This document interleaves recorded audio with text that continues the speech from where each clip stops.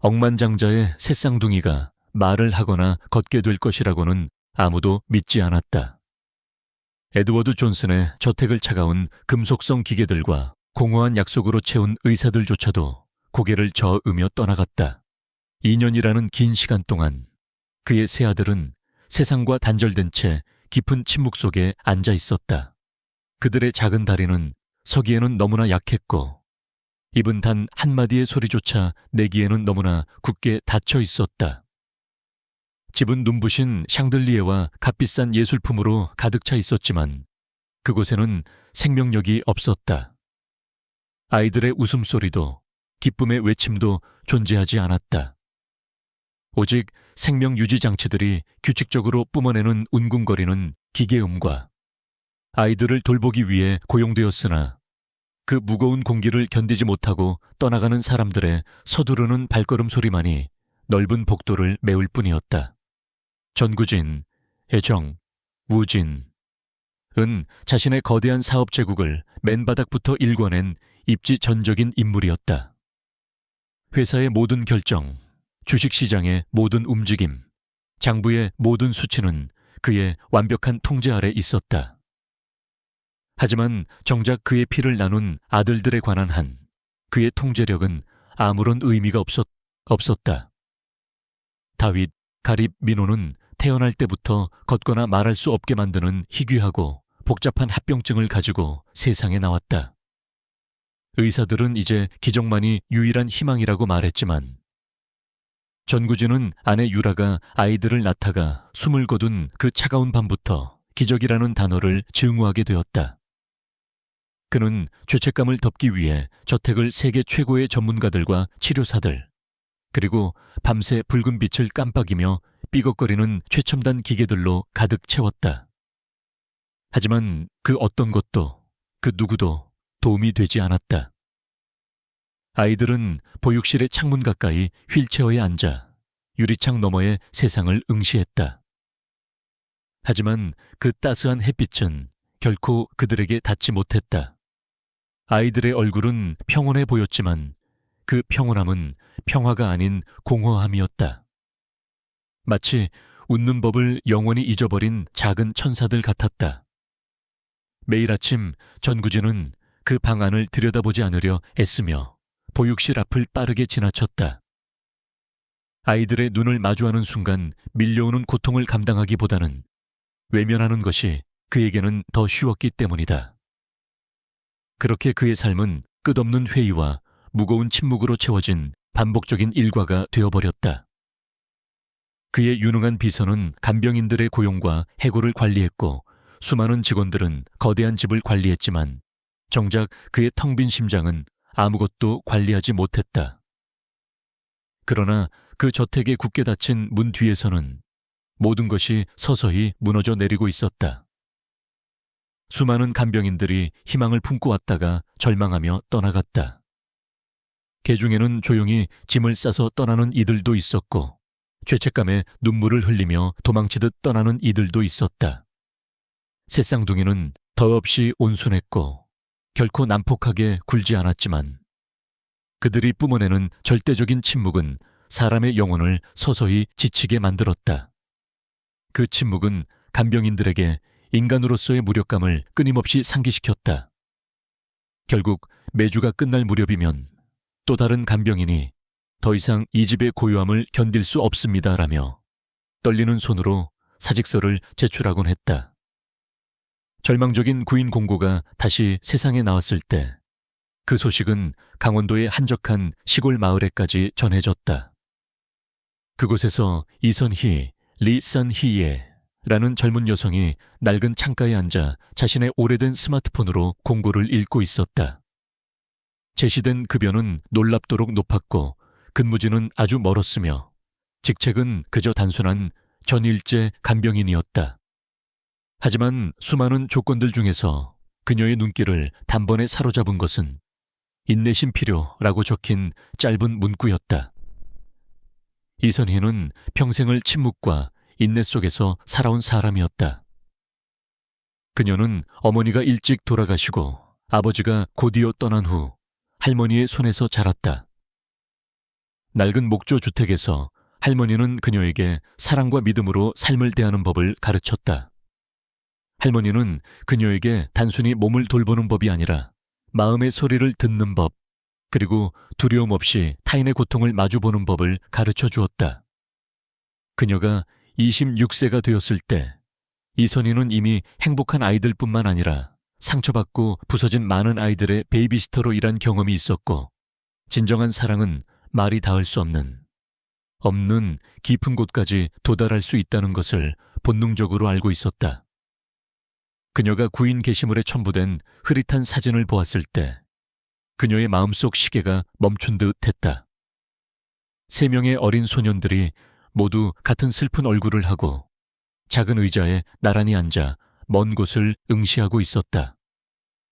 그녀는 그 아이들을 전혀 알지 못했지만 그 이미지 속에 담긴 깊은 고독이 그녀를 강하게 불렀다.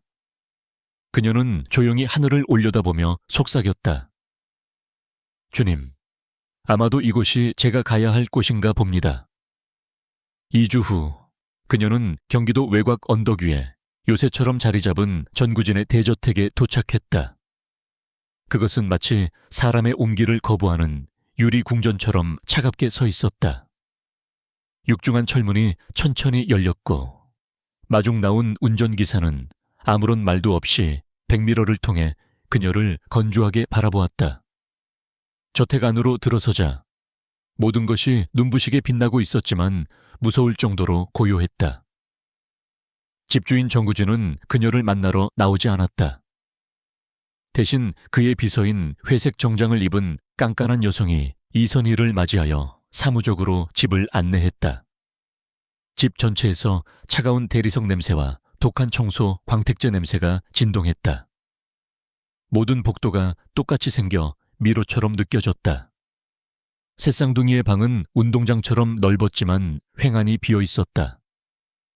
그곳은 사람의 온기 대신 차가운 기계들, 포장도 뜯지 않은 채 상자 안에 방치된 장난감들, 그리고 창가에 일렬로 주차된 3대의 똑같은 휠체어로 채워져 있었다. 이선희는 천천히 조심스럽게 아이들에게 다가갔다. 아이들은 마치 인형처럼 조용히 앉아 있었고 그들의 창백한 얼굴은 무심하게 햇빛을 향하고 있었다. 그들의 눈동자는 맑았지만 초점이 없었고 마치 다른 누구도 볼 수 없는 먼 세상을 보고 있는 듯 했다. 그녀는 그들 곁에 무릎을 꿇고 눈높이를 맞추며 부드럽게 미소 지었다. 안녕 아가들아. 그녀의 목소리는 긴장으로 약간 떨렸다. 내 이름은 이선희야. 너희를 도우러 왔어. 하지만 그들 중 아무도 반응하지 않았다. 눈을 깜빡이지도 작은 숨소리조차 내지 않았다. 하지만 이선희는 물러서지 않았다. 그녀는 이런 종류의 그 무거운 침묵을 전해 본 적이 있었다. 그녀는 이것이 단순한 공허함이 아니라는 것을 꿰뚫어 보았다. 그것은 깊은 두려움이었다. 그리고 뼈에 사무치는 외로움이었다. 처음 며칠 동안 그녀는 집안의 모든 엄격한 규칙을 철저히 따랐다. 아이들의 일과표는 분 단위로 인쇄되어 벽에 걸려 있었다. 8시에 기상, 9시에 물리치료, 12시에 점심, 1시에 낮잠 시간. 모든 것이 서류상으로는 완벽하고 빈틈없어 보였지만 그녀의 직감은 무언가가 근본적으로 잘못되었다고 비명을 지르고 있었다. 집은 지나치게 조용했고 숨이 막힐 정도로 통제되어 있었으며 생기라고는 찾아볼 수 없었다. 다른 가사 도우미들이 청소를 할 때면 그들은 소리를 내지 않으려 유령처럼 발끝으로 걸으며 속삭였다. 전구진이 복도를 지나갈 때면 모든 직원들이 그 자리에서 얼어붙었다. 집안의 공기는 납처럼 무거웠고 마치 웃음이라는 행위 자체가 오래전에 법으로 금지된 곳처럼 느껴졌다. 매일 밤 이선희는 세탁실 뒤편에 배정받은 작은 방에 홀로 앉아 아이들의 텅 빈 눈동자를 떠올렸다. 그녀는 쉽게 잠들 수 없었다. 창밖을 하염없이 응시하던 그들의 모습이 뇌리에서 떠나지 않았다. 그녀는 아이들이 피부에 스치는 부드러운 산들바람이나 따뜻한 손길이 뺨에 닿는 감각을 단 한 번이라도 느껴본 적이 있을지 궁금했다. 어느 날 아침, 그녀는 해가 뜨기도 전에 눈을 떴다. 그리고 자신조차 이성적으로 설명할 수 없는 충동적인 결정을 내렸다. 그녀는 슬리퍼를 신은 발소리를 죽이며 조용히 아이들의 방으로 걸어갔다. 아이들은 이미 깨어 있었고 그들의 눈은 커튼 틈으로 스며드는 아침의 첫 빛을 쫓고 있었다. 이선희는 차가운 대리석 바닥에 털썩 주저앉아 그들과 눈높이를 맞췄다. 좋은 아침, 아가들아. 그녀가 부드럽게 속삭이자 그녀의 목소리가 텅 빈 공기를 따뜻하게 채웠다. 새로운 날이야. 그때 믿을 수 없는 일이 일어났다. 처음으로 아이들 중 한 명인 민호가 아주 천천히 눈을 깜빡이더니 소리가 나는 쪽으로 고개를 미세하게 돌렸다. 그것은 아주 작은 움직임이었지만 이선희는 그것을 놓치지 않았다. 그녀의 눈에 순식간에 뜨거운 눈물이 차올랐다. 그녀는 흐르는 눈물 속에서도 환하게 미소 지으며 다시 속삭였다. 괜찮아, 아가. 나를 봐도 돼. 그들은 여전히 말하지 않았고 더 이상 움직이지도 않았다. 하지만 분명 무언가가 달라졌다. 죽어있던 공간에서 무언가가 희미하게 숨쉬기 시작하고 있었다. 그날 밤 전구진이 퇴근 후 보육실 복도를 지나갈 때 그는 발걸음을 멈출 수밖에 없었다. 안에서 아주 부드러운 소리, 거의 들리지 않을 듯한 콧노래 소리가 흘러나오고 있었기 때문이다. 그는 혼란스러운 표정으로 찡그렸다가 이내 환청이라 생각하고 지나쳐갔다. 하지만 그가 몰랐던 것은 그 평화로운 소리가 그의 아들들 곁에 쭈그리고 앉아 자신의 할머니가 불러주던 자장가를 부르는 이선희에게서 나오고 있다는 사실이었다. 그것은 아이들이 태어난 지 수년 만에 처음으로 기계 소음이 아닌 사람의 목소리를 들으며 평화롭게 잠든 밤이었다. 그리고 그 차가운 저택에서 처음으로 절대적인 침묵의 벽에 금이 가기 시작했다. 다음 날 아침 집은 겉보기에 똑같아 보였지만 공기 중에 떠도는 입자들이 바뀐 듯 됐다. 아이들은 여전히 조용히 휠체어에 앉아 있었다. 하지만 이선희는 본능적으로 작은 차이를 감지했다. 그것은 눈에 띄게 큰 변화는 아니었다. 다른 누구도 볼 수 없는 아주 미세하고 부드러운 생명의 빛과 같았다. 그녀는 밤새 아이들을 지키느라 피곤했지만 차분하고 확신에 찬 눈빛으로 온화한 미소를 지으며 방으로 들어갔다. 좋은 아침, 아가들아. 그녀의 목소리는 마치 아침 햇살처럼 따뜻했다. 새쌍둥이는 다시 창가에 앉아 유리창 너머의 정원을 바라보고 있었다. 밖에서는 바람이 나무 사이를 춤추듯 움직였고 멀리서 새들의 지저귀는 소리가 들려왔다. 이선희는 전날 밤처럼 그들 곁에 무릎을 꿇고 더 가까이 다가갔다. 그녀는 고향의 작은 부엌에서 할머니가 요리하며 흥얼거리던 그 노래를 다시 콧노래로 부르기 시작했다. 그 멜로디는 느렸지만 깊은 슬픔과 동시에 강한 희망을 담고 있었다. 그녀는 머리로 생각하지 않고 그저 음악이 그녀의 심장에서 자연스럽게 흘러나와 아이들에게 닿도록 내버려 두었다. 그녀가 노래할 때 가립의 눈이 천천히 깜빡이더니 놀랍게도 그녀의 목소리 리듬에 맞춰 눈동자가 움직였다. 다윗의 손가락이 휠체어 팔걸이 위에서 미세하게 움찔거렸다. 이선희는 그 모든 순간을 목격했다.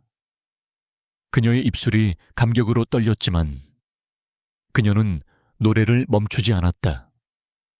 노래가 끝났을 때 그녀는 떨리는 목소리로 속삭였다. 맞아, 아가. 듣고 있는 거지?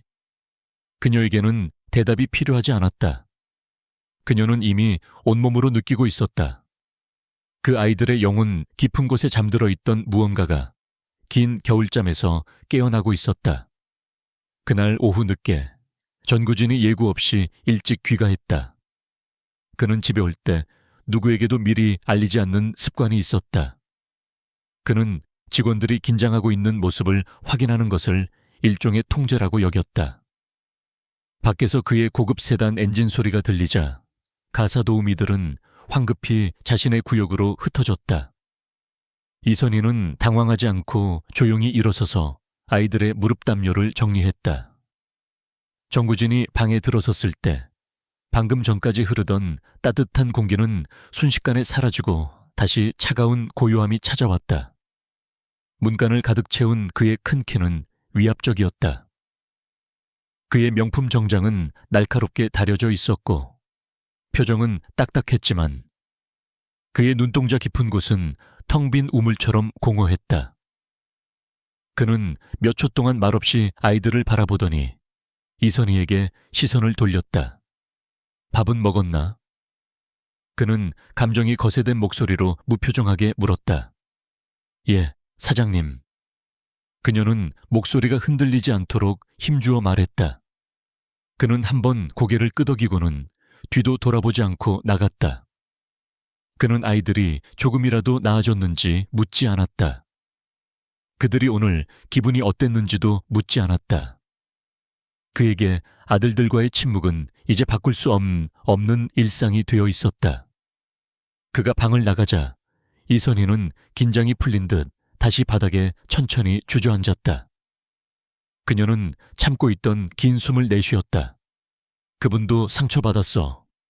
그녀는 닫힌 문을 바라보며 혼잣말처럼 작게 속삭였다. 그날 저녁 모든 직원이 퇴근하고 잠자리에 든 후에도 그녀는 보육실에 남았다. 집안의 메인 조명이 꺼지고 오직 작은 야간, 램프의 은은한 불빛만이 방을 채웠다. 그녀는 선반 구석에 먼지 쌓인 상자에서 찾아낸 낡은 동화책을 들고 러그 위에 아이들과 함께 둥글게 앉았다. 표지는 낡았지만 그녀는 직감적으로 그것이 아이들의 어머니가 생전에 골라둔 책임을 알 수 있었다. 그녀는 책을 펼치고 천천히 한 번에 한 단어씩 정성껏 읽어 내려갔다. 그녀의 목소리는 부드러웠고 어조는 낮고 온화하여 마치 자장가 같았다. 아이들은 여전히 몸을 움직이지 않았지만 그들의 시선은 더 이상 허공을 배회하지 않았다. 그들은 그녀를 뚫어지게 바라보며 그녀가 뱉는 모든 단어를 영혼으로 흡수하고 있었다. 자정을 알리는 시계 소리가 멀리서 들려올 때 이선희는 책을 덮고 속삭였다. 잘 자, 나의 천사들. 그녀는 아이들의 작은 손을 하나씩 따뜻하게 잡아준 다음 불을 껐다. 수년 만에 처음으로 그들은 악몽이나 불안함 없이 깊은 잠에 빠져들었다. 다음 며칠은 겉보기에 조용히 지나갔지만 이선희의 마음속에서는 희망이라는 작은 씨앗이 뿌리를 내리고 있었다. 그녀는 아무도 그녀가 전문적인 거리두기라는 규칙을 어기고 있다고 의심하지 않도록 겉으로는 정해진 일과를 철저히 따랐다. 하지만 그 틈새마다 그녀만의 처방을 넣었다. 매일 아침 그녀는 콧노래로 아이들을 깨웠다. 매일 오후에는 다정하게 책을 읽어주었다. 매일 밤 그녀는 사랑과 믿음, 그리고 따뜻한 가족에 대한 이야기를 아이들의 귀에 끊임없이 속삭였다. 방 안의 보안 카메라는 이 모든 과정을 빠짐없이 기록했지만 정구진은 그 영상을 결코 확인하지 않았다. 그는 사무실에 틀어박혀 회의와 숫자라는 차가운 요새 속에 자신을 가두고 있었다. 그러던 어느 날 저녁, 거대한 폭풍이 저택을 덮쳤다. 거센 비가 유리창을 부서질 듯 두드렸다. 번개가 검은 하늘을 가로질러 번쩍였고 이어서 건물을 뒤흔드는 깊은 천둥 소리가 울려 퍼졌다. 아이들은 공포에 질려 몸을 굳혔고 그들의 작은 얼굴은 두려움으로 하얗게 질렸다. 이선희는 본능적으로 그들 곁으로 달려가 무릎을 꿇고 팔을 벌렸다. 괜찮아, 아가들아. 그녀는 떨리는 아이들을 안심시키려 애썼다. 그냥 비가 오는 것뿐이야. 아무것도 아니란다. 그녀는 떨리는 팔로 그들을 부드럽게 감싸 안았고 그녀의 목소리도 약간 떨리고 있었다. 그때 가장 작고 약했던 민호가 조용히 울기 시작했다. 그 소리는 아주 미약했지만 기계음이 아닌 진짜 사람의 울음소리였다. 이선희는 그 소리에 얼어붙었다. 그것은 그들 중 누구라도 입 밖으로 낸 생애 첫 번째 소리였다. 그녀가 민호를 가슴에 품었을 때 그녀의 눈에서 뜨거운 눈물이 쏟아졌다. 괜찮아, 아가. 울어도 돼. 그녀는 흐느끼며 속삭였다. 너는 안전해. 내가 여기 있어. 천둥이 다시 한번 쾅하고 울렸을 때 기적처럼 세 아이 모두가 그녀의 품으로 몸을 기대왔다. 그들은 두려움에 떨고 있었지만 물러서거나 거부하지 않고 온기를 찾았다. 그녀는 그들의 작은 등을 부드럽게 문질러주며 익숙한 그 멜로디를 다시 콧노래로 불렀다. 그 순간은 영원처럼 길게 느껴졌고 가슴 벅찬 따뜻함과 아이들이 겪었을 고통에 대한 아픔이 동시에 밀려왔다. 폭풍이 지나가고 비가 잦아들었을 때 이선희는 지친 아이들을 조심스럽게 요람에 눕혔다. 그녀는 작은 눈물 자국으로 젖은 그들의 얼굴을 하나하나 닦아주며 맹세하듯 속삭였다. 너희는 더 이상 혼자가 아니야. 다음 날 아침 전구진이 습관처럼 방에 들어섰을 때 그는 무언가 기묘한 위화감을 느꼈다. 아이들이 멍하니 허공을 보는 대신 문 쪽을 바라보며 무언가를, 아니 누군가를 기다리고 있었다. 그것은 미세한 변화였지만 지난 2년 동안 단 한 번도 본 적 없는 모습이었다. 그들은 주변을 경계하고 있었고 살아있는 존재로서 상황을 인식하고 있는 것처럼 보였다. 좋은 아침입니다, 사장님. 이선희는 아이들의 담요를 개며 희미하게 미소 지었다. 정구진은 잠시 멍하니 그녀를 바라보았다. 더 조용해졌군. 그는 자신이 내뱉은 말이 정확히 무엇을 의미하는지 깨닫지도 못한 채 중얼거렸다. 기계 소음보다 아이들의 존재감이 더 커졌다는 뜻이었을까? 예, 이선희는 부드럽게 대답했다. 조용하지만 이제 공허하지는 않아요. 그는 그녀의 말에 혼란스러운 표정을 짓더니 도망치듯 방을 나갔다. 그가 떠났을 때 그녀는 조용히 안도의 한숨을 내쉬고 혼자 미소 지었다. 그녀에게는 그의 허락이나 승인이 필요하지 않았다. 그녀에게 필요한 것은 단지 아이들을 위한 시간뿐이었다. 그날 저녁 그녀는 큰 용기를 내어 중요한 발걸음을 내디뎠다. 그녀는 다시 한번 규칙을 어기고 그들의 양말을 벗긴 뒤 아이들을 한 명씩 안고 뒤뜰로 나갔다. 폭풍이 지나간 잔디는 촉촉하게 젖어 있었고 저녁 노을이 하늘을 부드러운 금빛으로 물들이고 있었다. 세상을 느껴보자. 그녀는 사랑과 보살핌이 가득한 목소리로 말했다. 그녀는 아이들이 넘어지지 않도록 손을 단단히 잡고 그들의 맨발을 차가운 잔디 위에 내려놓았다. 아이들은 처음 겪는 감각에 확신이 없는 듯 땅을 뚫어지게 응시했다. 그러더니 가립이 천천히 몸을 숙여 고사리 같은 손가락으로 젖은 잔디를 만졌다. 가립은 희미하게 미소 지었고 그것은 이선희의 심장을 녹여버릴 만큼 느리고 아름다운 미소였다. 그녀는 소리 없이 웃었고 그녀의 눈에는 다시 눈물이 고였다. 맞아, 내 사랑.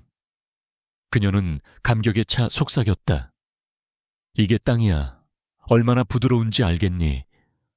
시원한 산들바람이 그들의 머리카락을 부드럽게 헝클었고 풀벌레 소리가 저녁 공기를 평화롭게 채웠다.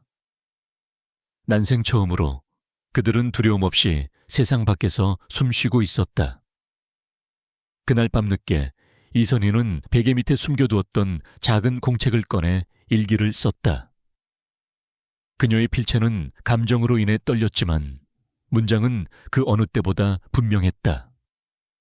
그들은 변하고 있어요. 아주 천천히, 하지만 분명히 살아나고 있어요. 그녀는 꿈에도 몰랐지만 위층 서재에서 전구진은 물 한 잔을 옆에 둔 채 평소라면 거들떠보지도 않았을 감시 카메라 화면을 멍하니 응시하고 있었다. 화면 속에는 이선희가 정원에서 아이들과 함께 있는 모습이 재생되고 있었다. 아이들은 맨발로 잔디를 밟고 있었고 그들의 얼굴은 평온하고 밝게 빛나고 있었다.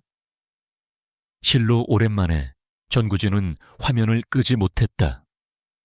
그는 그저 굳은 듯 앉아서 그 장면을 지켜보았고 죽어있던 그의 심장이 무겁게 쿵쿵거리기 시작했다. 그의 내면 깊은 곳 꽁꽁 얼어붙었던 무언가가 움직이며 깨지고 있었다. 그것은 수년 동안 그가 느끼지 못했던 감정이었다. 그는 아직 그것이 무엇인지 완전히 이해하지 못했지만 그의 집을 지배하던 절대적인 침묵의 성벽이 무너져 내리기 시작했다는 것은 알 수 있었다. 다음 날 아침은 유난히 잔잔했고 공기가 부드럽고 깨끗하게 느껴지는 그런 날이었다. 이선희는 조용히 보육실에 들어섰고 그녀의 가슴은 전날 정원에서 목격한 작은 기적의 여운으로 여전히 부풀어 있었다. 아이들은 다시 창가에 앉아 있었지만 이제는 빛을 향해 스스로 얼굴을 돌리고 있었다. 그녀는 환하게 미소 지으며 말했다. 좋은 아침, 나의 사랑들. 그들의 머리가 소리 쪽으로 약간 아주 조금 움직였지만 그것만으로도 그녀의 심장을 뛰게 하기에 충분했다. 그녀는 아이들에게 다가가 옷을 갈아입히며 끊임없이 말을 걸었다. 오늘은 또 다른 좋은 날이야. 그녀는 희망을 담아 속삭였다. 그리고 우리는 오늘 새로운 것을 배울 거야. 집 안은 여느 때처럼 조용했다. 대부분의 직원들은 주인의 눈치를 보며 그림자처럼 숨죽여 움직였다. 하지만 그 보육실 안에서만큼은 다른 무언가가 자라나고 있었다. 아주 부드럽고 따뜻하며 분명히 살아 숨쉬는 무언가였다. 이선희는 바닥에 폭신한 담요를 깔고 그 옆에 몇 가지 색깔의 장난감을 놓았다. 아이들은 태어나서 단 한 번도 아이답게 놀아본 적이 없었다. 그들은 장난감을 그저 멀뚱히 바라볼 뿐 손을 뻗어 만지려 하지 않았다. 하지만 그녀에게는 끝없는 인내심이 있었다. 그녀는 바닥에 앉아 아이들을 향해 작은 공을 천천히 굴렸다. 이것 좀 봐.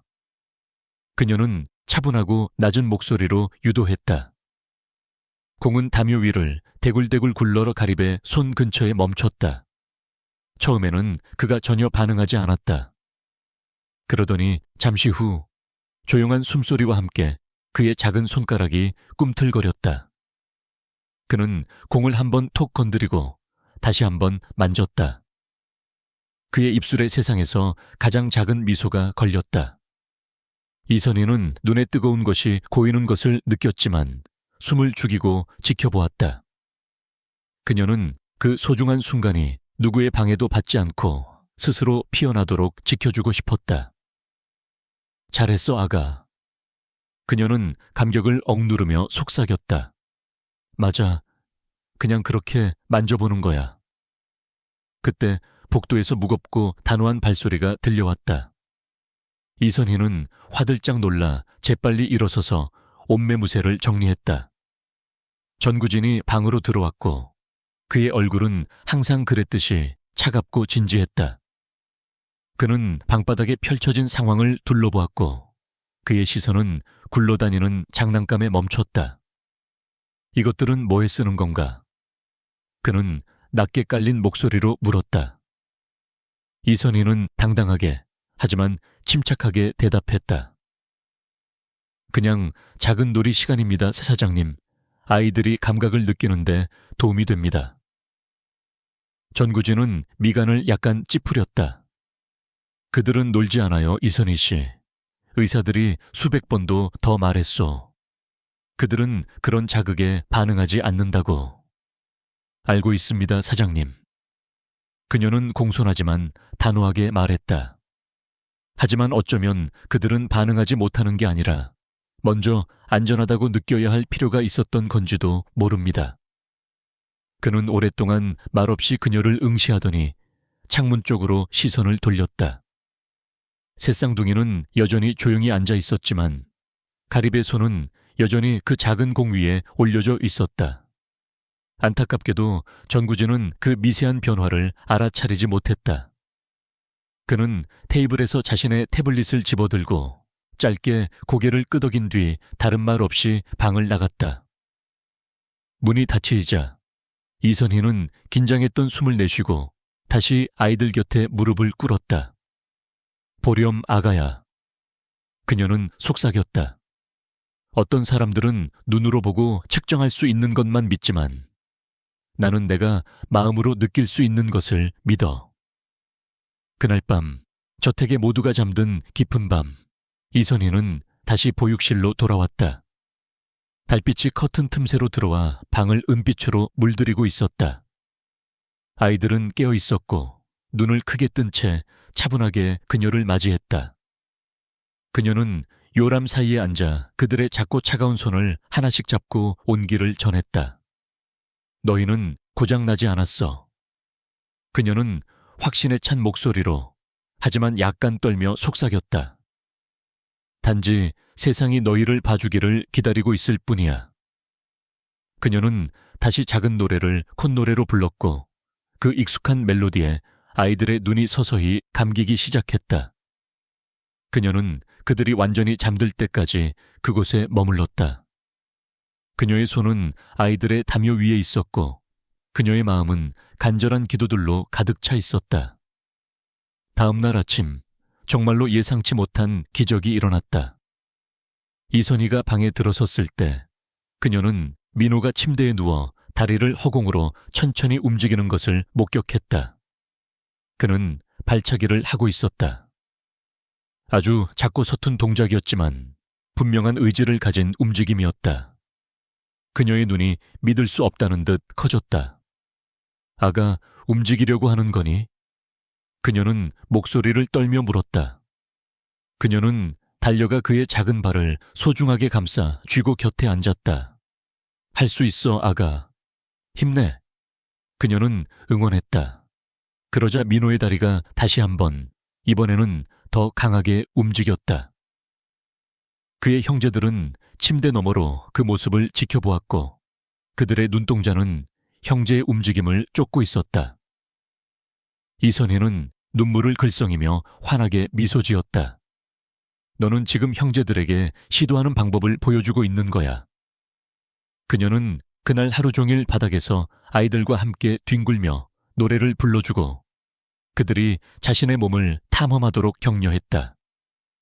저녁이 될 무렵 그녀는 몸은 녹초가 되었지만 마음은 더할 나위 없이 행복했다.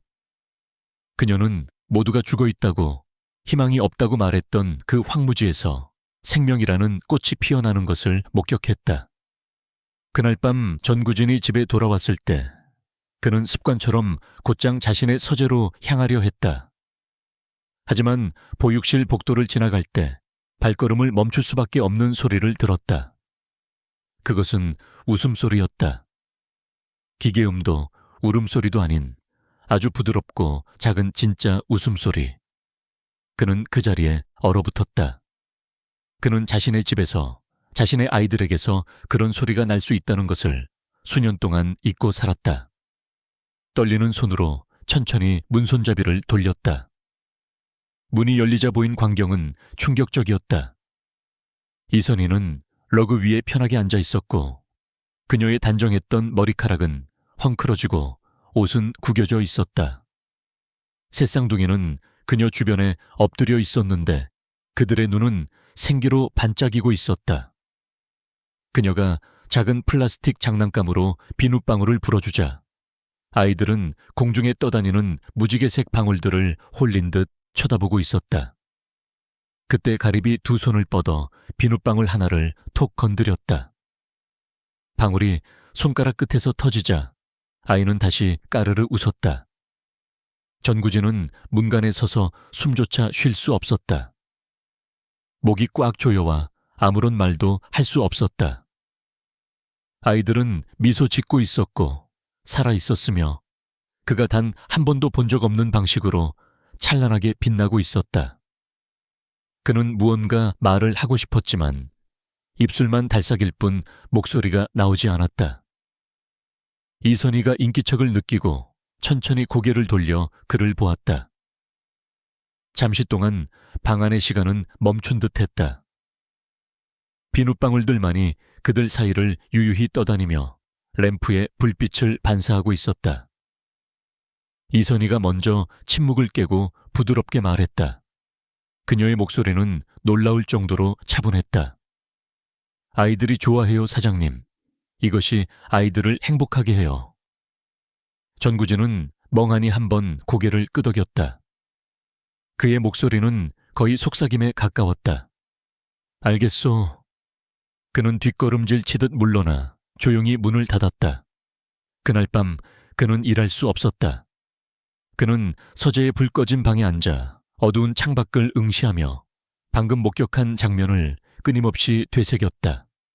웃고 있는 아들의 모습이 망막에 문신처럼 새겨졌다.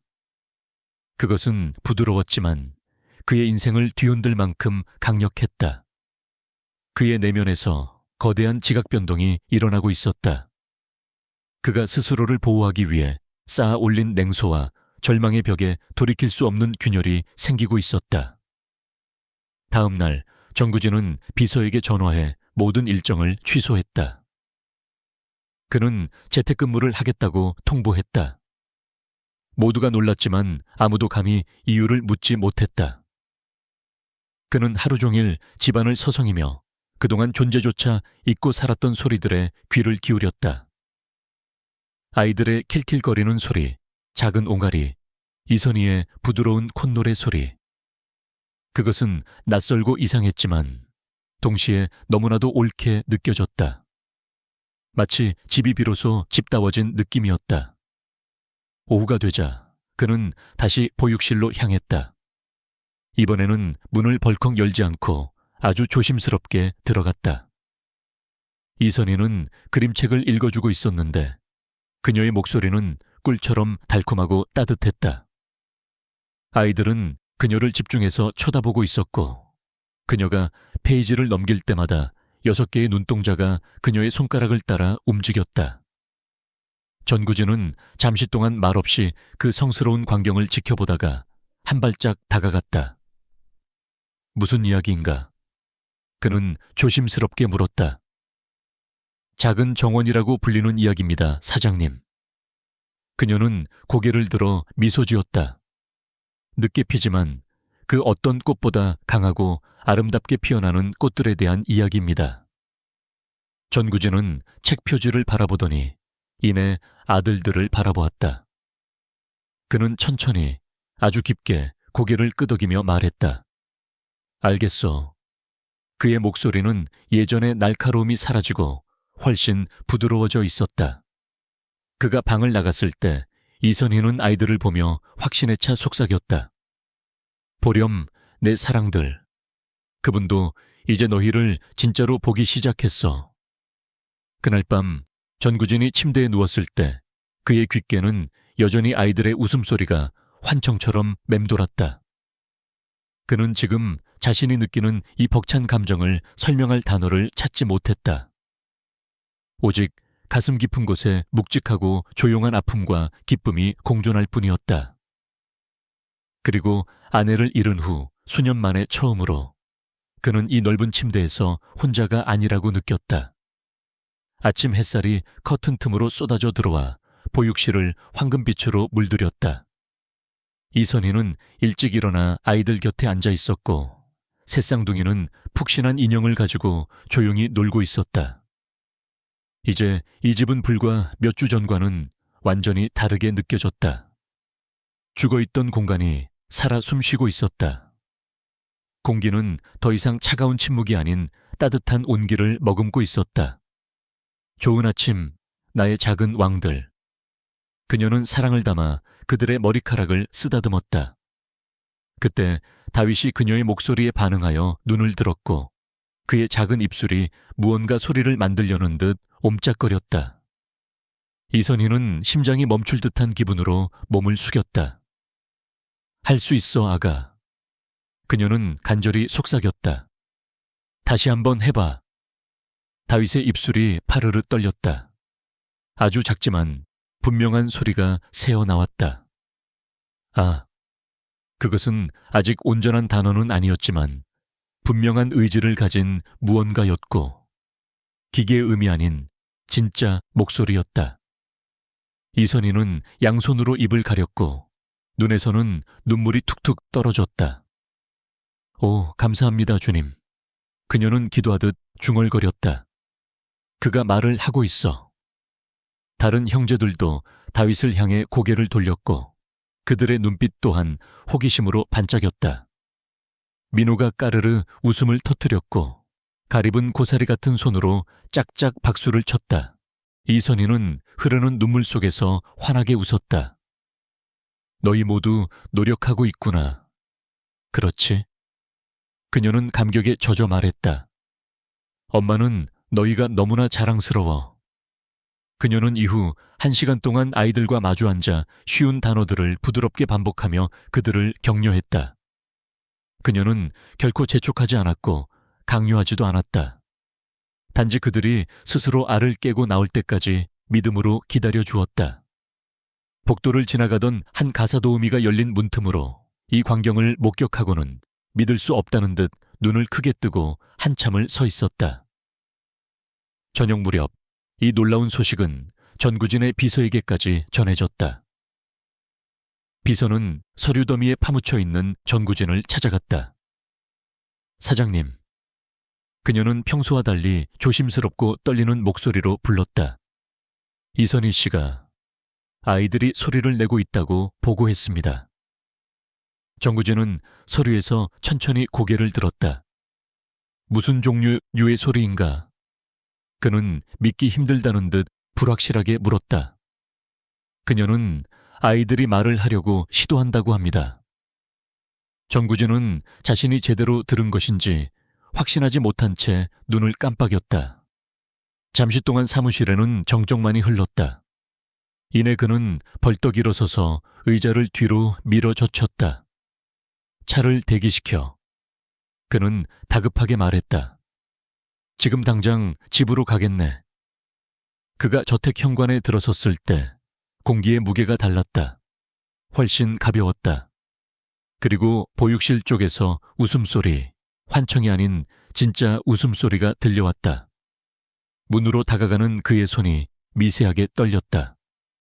그가 문을 열었을 때 그는 그 자리에 얼어붙었다.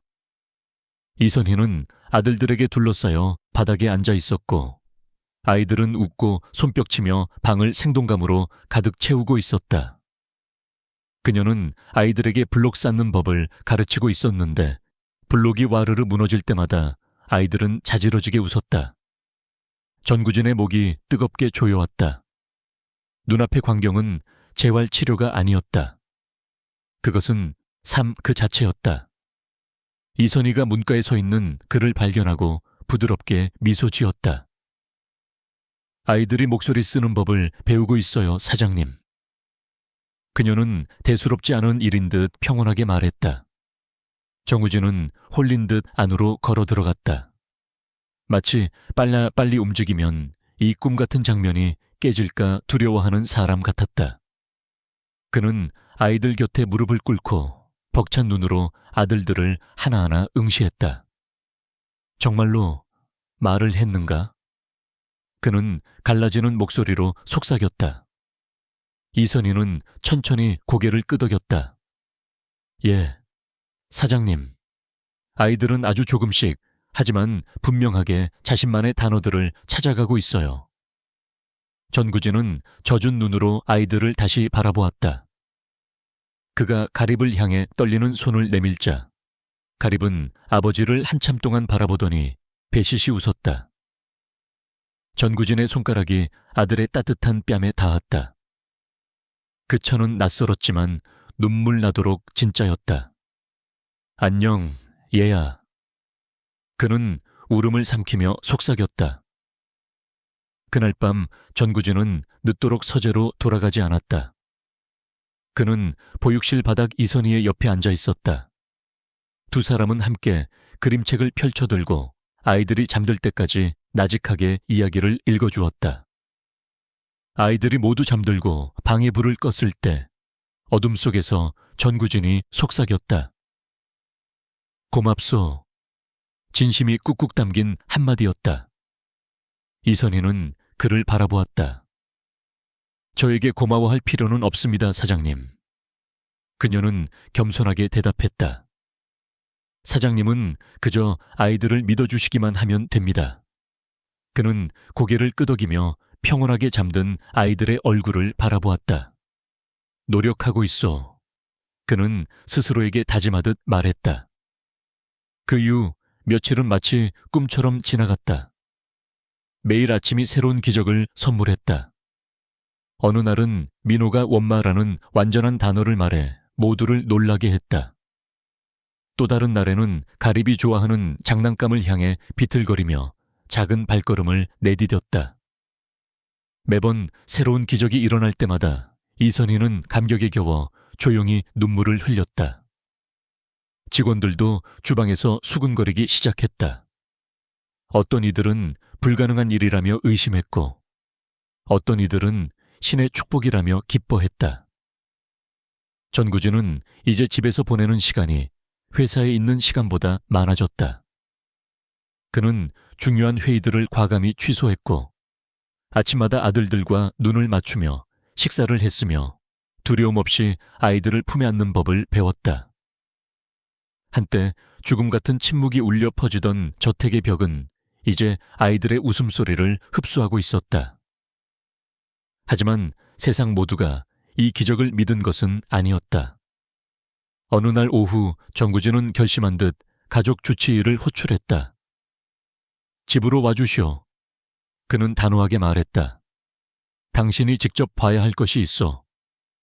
그날 저녁 의사가 도착했을 때 그의 얼굴은 불신과 회의감으로 가득 차 있었다. 그는 아이들의 다리를 만져보고 입안을 살피고 반응 속도를 체크하며 꼼꼼하게 진찰했다. 진찰을 마친 그가 전구진을 바라보며 고개를 저었다. 이것은 의학적으로 불가능합니다. 아이들의 근육 위축과 신경 손상은 너무나 많이 진행된 상태였습니다. 전구진은 팔짱을 낀 채 차분하지만 힘 있는 목소리로 말했다. 하지만 당신 눈앞에 보시오. 그들이 걷고 말하고 살아있지 않소. 의사는 이해할 수 없다는 듯 천천히 고개를 저을 뿐이었다. 의학적인 설명은 불가능합니다. 여기서 무슨 일이 일어났든 그것은 현대 과학의 영역을 넘어선 것입니다. 전구진은 창가에 조용히 서 있는 이선희를 바라보았다. 맞소, 그것은 과학이 아니오. 그가 부드럽게 말했다. 그것은 사랑이오. 그날 밤 이선희는 자신의 방 침대 끝에 앉아 작은 공책을 펼쳤다. 그녀는 떨리는 손으로 펜을 잡고 적어 내려갔다. 아이들은 단지 걷거나 말하는 기능을 회복한 것이 아니다. 그들은 영혼이 치유되고 있고 그들의 아버지 또한 함께 치유되고 있다. 며칠 후 일요일 오후에 훨씬 더 큰 기적이 찾아왔다. 햇살이 유난히 따뜻하고 밝은 날이었다. 이선희는 뒤뜰 잔디밭에서 새쌍둥이의 걸음마 연습을 돕고 있었다. 아이들은 그녀의 손을 생명줄처럼 꼭 잡고 천천히 발을 떼었다. 발걸음은 위태롭게 떨렸지만 전진하려는 의지는 확실했다. 그때 전구진이 조용히 정원으로 나와 문간에 섰다. 바로 그 순간 다윗이 잠시 이선희의 손을 놓더니 혼자 힘으로 중심을 잡고 한 걸음 두 걸음을 내디뎠다. 이선희는 숨을 들이켰고 그녀의 눈이 커졌다. 네가 해냈어. 그녀는 울음을 터뜨렸다. 걸었어 세상에. 네가 걸었어. 지켜보던 전구진은 그 자리에 못 박힌 듯 움직일 수 없었다. 다리에 힘이 풀리고 가슴이 터질 듯 무거웠다. 그는 평생 이 순간을 꿈꿨지만 내심 결코 오지 않을 것이라 체념했었다. 형을 본 다른 아이들도 용기를 내어내 각자 작은 발걸음을 떼기 시작했다. 그 비현실적인 광경은 그가 감당하기에는 너무나 벅찼다. 그는 떨리는 얼굴로 아이들을 향해 천천히 걸어갔다. 아이들이 다가오는 아버지를 보고 잠시 멈췄다. 그러더니 가리비 그를 손가락으로 가리키며 또렷하게 속삭였다. 아빠. 정구주는 그 자리에 얼어붙었다. 그 단어는 거대한 파도처럼 그의 영혼을 강타했다. 그는 잔디밭 위에 무릎을 꿇고 무너져 내리며 두 손으로 얼굴을 감싸 쥐었다. 억눌러 왔던 뜨거운 눈물이 댐이 무너지듯 쏟아져 내렸다. 수년간의 고통과 죄책감이 한꺼번에 터져 나왔다. 이선희는 아이들 뒤에서 조용히 눈물을 흘리며 지켜보았다. 그녀가 부드럽게 말했다. 보세요, 사장님. 아이들은 항상 당신이 그곳에 있다는 것을 알고 있었어요. 그들은 단지 당신이 두려움을 거두고 가까이 오기만을 기다리고 있었을 뿐입니다. 전구진은 떨리는 팔을 뻗어 아들들을 자신의 품으로 끌어당겼다. 새쌍둥이는 까르르 웃으며 아버지에게 매달렸고 그들의 작은 손이 눈물 젖은 아버지의 얼굴을 어루만졌다. 유라가 떠나고 2년 만에 처음으로 그는 두려움 없이 온전하게 그들을 안았다. 바람이 나무 사이를 스치고 지나갔고 머리 위 하늘은 더없이 맑고 상냥했다. 한때 죽음처럼 차갑게 느껴졌던 이 집은 이제 다시 힘찬 생명으로 숨쉬고 있었다. 전구진이 눈물 젖은 눈으로 이선희를 올려다보았을 때 그는 결코 잊을 수 없는 진리를 깨달았다. 기적은 아이들에게만 일어난 것이 아니었다. 죽어있던 그의 마음이 살아난 것, 그것이야말로 진정한 기적이었다. 다음 날 아침, 저택의 분위기는 완전히 달라져 있었다. 과거의 무거운 침묵 대신 밝은 웃음이 공기를 채우고 있었다. 직원들은 더 이상 눈치를 보지 않고 자유롭게 움직였고 그들의 얼굴에는 미소가 번졌다.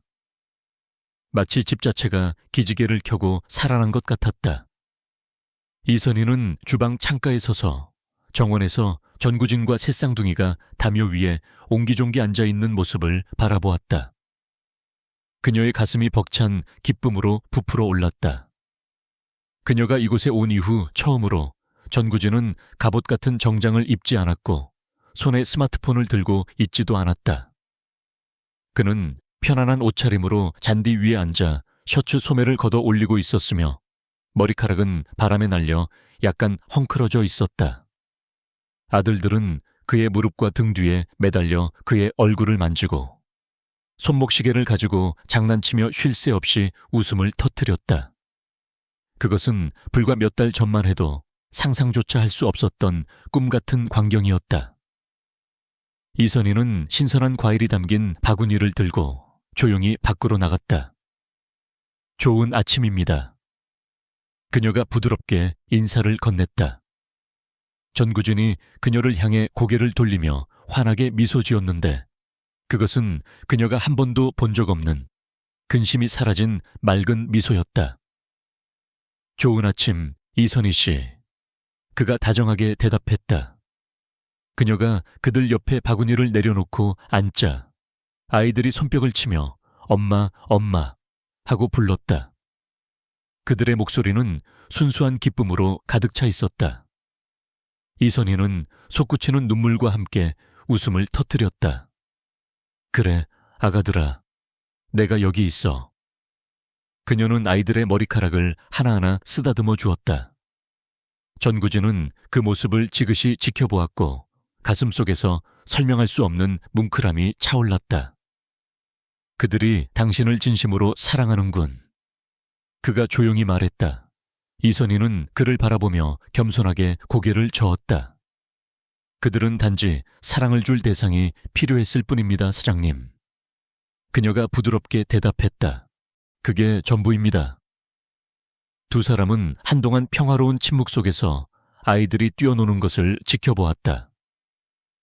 바람이 아이들의 맑은 웃음소리를 실어 마당 구석구석으로 퍼뜨렸다. 정구진은 자신의 집을 천천히 둘러보았다. 한때 화려한 감옥처럼 느껴졌던 이 공간이 이제는 따뜻하고 살아 숨쉬며 은혜로 가득 찬 진짜 집이 되어 있었다. 그날 저녁 늦게 전구진은 저택의 모든 직원을 중앙홀에 소집했다. 모두가 영문을 몰라 놀란 표정으로 서 있었고 긴장감이 감돌았다. 새쌍둥이는 작은 장난감을 손에 쥐고 소파에 앉아 아버지 곁을 지켰다.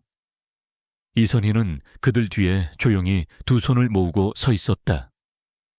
전구진이 헛기침을 하며 입을 열었다. 2년 전 이 집은 죽어 있었어. 그가 말을 시작했을 때 그의 목소리는 감정으로 인해 약간 떨리고 있었다. 나는 내 돈으로 세상 모든 문제를 해결할 수 있다고 자만했지만 내가 틀렸어. 지금 여기서 일어난 기적은 세상 그 어떤 명의도 최첨단 기계도 천문학적인 돈으로도 결코 만들어낼 수 없는 것이었어.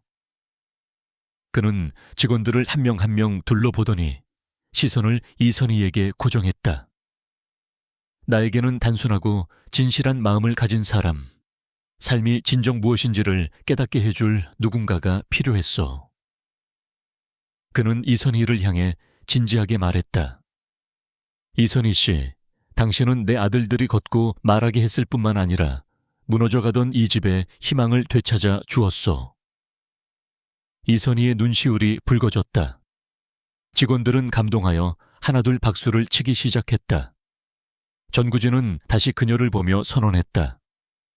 오늘부터 당신은 이 집의 단순한 고용인이 아니오. 당신은 우리 가족의 일부요.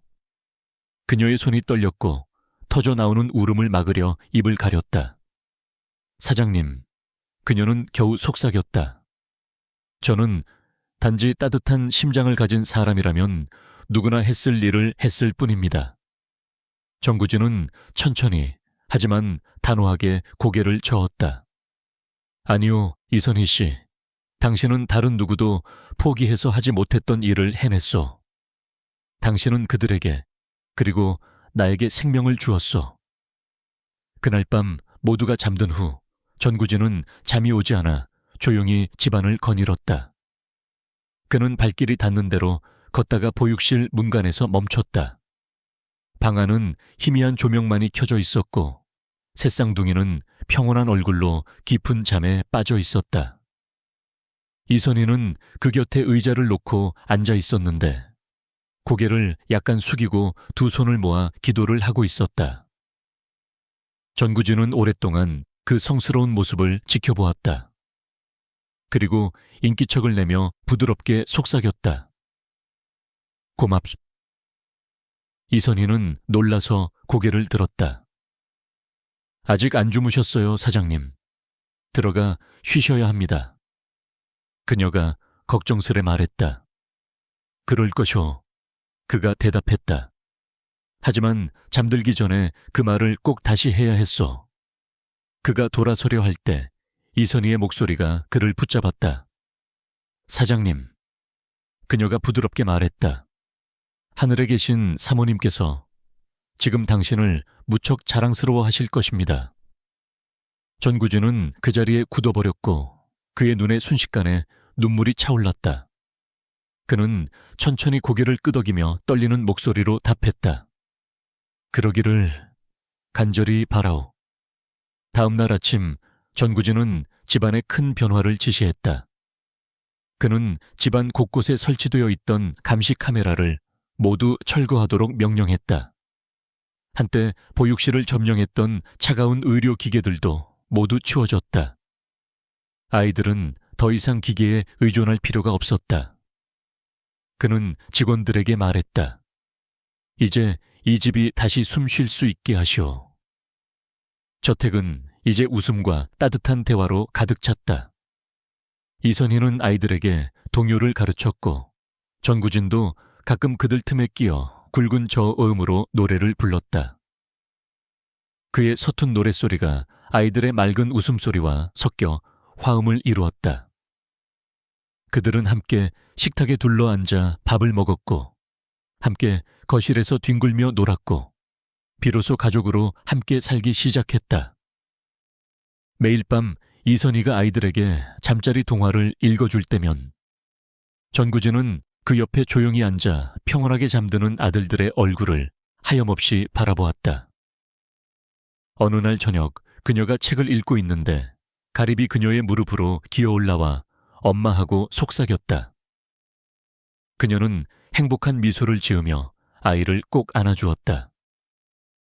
그러자 다윗이 옆에 앉은 전구진을 손가락으로 가리키며 아빠라고 불렀다. 그 단어가 방 안의 공기를 부드럽게 울렸다. 전구진은 아들을 바라보았고 그의 눈가가 다시 촉촉해졌다. 그는 팔을 뻗어 세 아이 모두를 자신의 넓은 품으로 끌어당겼다. 그래, 아빠가 여기 있어. 그는 목이 메어 말했다. 그리고 아빠는 이제 절대 너희를 떠나지 않을 거야. 이선희는 그 아름다운 광경을 보며 미소 지었고 그녀의 가슴은 벅찬 행복으로 가득 찼다. 한때 이 집을 지배했던 고통의 유령은 사라지고 그 자리에 평화가 자리 잡았다. 몇 주가 더 지나자 변화는 더욱 뚜렷해졌다. 전구진은 이선희를 도와 텅 비어있던 방 하나를 아이들을 위한 놀이방으로 꾸몄다. 그곳은 색색의 그림 도구와 부드러운 장난감들로 채워졌다. 그는 그녀에게 말했다. 그들은 이제 여기서 단순히 생존하는 것이 아니라 무럭무럭 성장할 것이오. 어느 화창한 일요일 아침, 집안 가득 따사로운 햇살이 비쳤다. 이선희는 거실에서 아이들에게 손을 잡지 않고 스스로 걷는 법을 가르치고 있었다. 아이들은 비틀거렸지만 넘어지면 깔깔 웃고 다시 일어났다. 전구진은 그들 뒤에서 넘어지지 않도록 지켜보며 부드럽게 응원했다. 여러 번의 엉덩방아 끝에 마침내 세 아이 모두 서로의 손을 잡고 거실 바닥을 가로질러 걸었다. 그들이 반대편에 있는 이선희에게 도착했을 때 아이들은 환호하며 그녀의 다리를 와락 끌어안았다. 그녀는 감격의 눈물을 흘리며 몸을 숙였다. 너희가 해냈어. 나의 천사들. 정말로 너희 힘으로 해냈어. 전구진도 그들 곁에 무릎을 꿇고 아이들을 쓰다듬으며 말했다. 누군가가 너희를 끝까지 믿어주었기 때문에 너희가 해낸 거야. 그날 저녁 그들은 모두 현관 포치에 앉아 붉게 타오르는 일몰을 감상했다. 하늘은 아름다운 금빛으로 물들었고 마당에는 아이들의 웃음소리가 끊이지 않았다. 전구진이 이선희에게 고개를 돌리며 진심을 담아 말했다. 당신은 모든 것을 바꾸었소. 아이들만을 위해서가 아니라 죽어가던 나를 위해서도 말이오. 이선희는 노을을 바라보며 조용히 미소 지었다. 때로는 사랑이 지식이나 과학이 할 수 없는 일을 해냅니다. 그녀는 부드럽게 말했다. 그는 따뜻한 눈빛으로 고개를 끄덕였다. 당신이 내게 그것을 가르쳐 주었소. 밤이 깊어지자 아이들은 피곤했는지 그녀의 품에 기대어 잠이 들었다. 전구진은 잠든 아이들을 사랑스럽게 바라보다가 다시 그녀를 보며 속삭였다. 그들을, 우리를 다시 살려주어서 정말 고맙소. 이선희는 평화롭게 잠든 새쌍둥이를 내려다보았다. 제가 한 것이 아닙니다. 그녀는 겸손하게 말했다. 그저 사랑이 했을 뿐입니다. 밤하늘의 별들이 조용한 집 위로 쏟아질 듯 빛나고 있었다. 한때 깊은 슬픔을 담고 있던 그 집은 이제 생명의 빛으로 환하게 빛나고 있었다. 저택 안에서는 웃음이 침묵을 몰아냈고 사랑이 두려움을 치유했으며 희망이 그들의 새로운 보금자리가 되었다. 그리고 그 순간 전구진은 깨달았다. 세상의 어떤 기적은 막대한 부에서 오는 것이 아니라 누군가를 깊이 보살필 만큼 용감한 마음에서 온다는 것을. 친애하는 시청자 여러분, 이 이야기는 사랑이 돈이나 과학, 그리고 권력이 결코 할 수 없는 일을 해낼 수 있다는 사실을 우리에게 상기시켜 줍니다. 진정한 치유는 항상 최고의 병원이나 유명한 전문가에게서 오는 것이 아닙니다. 때로는 포기하지 않고 끝까지 믿어주는 온화한 마음 하나에서 시작됩니다. 소음과 교만으로 가득 찬 이 세상에서 이 이야기는 진정한 기적이 보살핌과 인내, 그리고 흔들리지 않는 믿음에서 태어난다는 것을 가르쳐 줍니다. 전구진은 세상의 모든 것을 가진 억만장자였습니다. 하지만 이선희가 오직 사랑이라는 무기 하나만을 들고 그 집에 들어올 때까지 그의 집은 가난하고 텅 비어 있었습니다. 그녀의 조건 없는 친절함을 통해 그는 잃어버렸던 아들들을 되찾았고 그녀의 용기를 통해 잃어버렸던 자기 자신을 되찾았습니다. 이것은 모든 깨진 가정, 외로운 영혼, 그리고 희망이 어떤 느낌인지 잊어버린 세상의 모든 부모에게 전하는 따뜻한 위로의 이야기입니다. 이 이야기가 당신의 차가워진 마음에 닿았다면 부디 이 영상에 좋아요를 누르고 저희 채널을 구독해 주세요. 그리고 다시 믿음과 희망이 필요한 주변 사람들과 이 기적을 공유해 주세요. 당신이 지금 어디에서 시청하고 있는지, 그리고 이 이야기에서 무엇을 느꼈는지 댓글로 저희에게 알려주세요. 그리고 이와 같은 더 감동적이고 가슴 울리는 이야기를 계속 만나보고 싶으시다면 댓글에 더 많은 이야기라고 남겨주세요. 저희가 준비한 다음 강력한 이야기를 가장 먼저 전해드리겠습니다. 가시기 전에 댓글 섹션에서 다음 몇 가지 질문에 대해 함께 생각하고 답해주세요. 하나, 당신은 사랑이 현대 과학이 해결할 수 없는 것을 치유할 수 있다고 믿으시나요? 둘, 이 이야기의 어떤 장면이 당신의 눈시울을 가장 뜨겁게 만들었나요? 셋, 만약 당신이 이선희의 입장이었다면 그 무거운 침묵과 냉대에도 불구하고 그 집에 머물 수 있었을까요? 넷, 전구진이 이 과정을 통해 아버지로서 무엇을 배웠다고 생각하시나요? 다섯, 이 이야기가 당신이 친절함과 인내를 바라보는 시각을 어떻게 변화시켰나요? 끝까지 시청해 주셔서 진심으로 감사합니다. 친애하는 시청자 여러분, 저희와 함께 계속 머물러 주세요. 당신의 마음을 따뜻하게 데워주고 사랑이 여전히 누군가의 삶을 기적처럼 변화시킨다는 사실을 상기시켜줄 더 실제적이고 감동적인 이야기들이 당신을 기다리고 있습니다.